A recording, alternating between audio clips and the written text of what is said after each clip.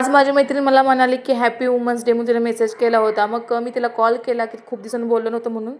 मग ती पण मला म्हणली हॅपी वुमन्स डे.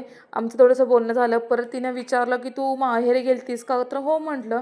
"तुझ्या घरच्यांनी कशी तुला परमिशन दिली?" मी म्हणलं "घरच्यांची काय संबंध आहे?" म्हणलं "मला माहेरी जायचं तर मी जाणारच ना" म्हणलं तिला.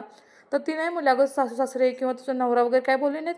तुला असं अचानक मध्ये कसं काय लावून दिलं?" तर मग मी म्हटलं "मग तू आता कशी म्हणलीस हॅपी वुमन्स डे?" मेन म्हणजे तुम्ही मनापासून किती आनंदी आहे हेच जास्त महत्त्वाचं आहे. दुसऱ्याच्या तुम्ही सांगण्यावरून प्रत्येक गोष्ट जर ऐकत राहिला, तर तुम्ही आयुष्यात कधीच पुढे जाऊ शकणार नाही.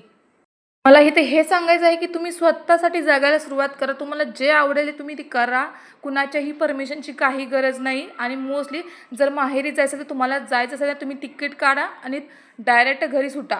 जर तुमच्या मिस्टरांनी किंवा तुम्हाला जर कोणी सासरच्या माणसाने जर अडवलं, एका कानातून ऐकायचं एका कानातून सोडून द्यायचं. नरी फुंकळे सोनारी इकडून तिकडे गेले वारे अशी गत करायची. कुणाचं काही ऐकायचं नाही. आपलं सुटायचं. भले तुम्हाला खूप आगाऊ म्हणतील आणि काय काय म्हणतील, पण काही नाही. तुम्ही तुमच्या मनाचा किंवा तुमच्या आनंदाचा विचार करा. तुम्ही आनंदी तर तुमची पूर्ण फॅमिली आनंदी आहे म्हणजे तुमची मुलं आणि तुमची पूर्ण फॅमिली. म्हणून तुम्ही मोस्टली तुमच्या आनंदावर जास्त फोकस करा. आणि माझ्या यूट्यूब फॅमिलीला हॅपी वुमन्स डे.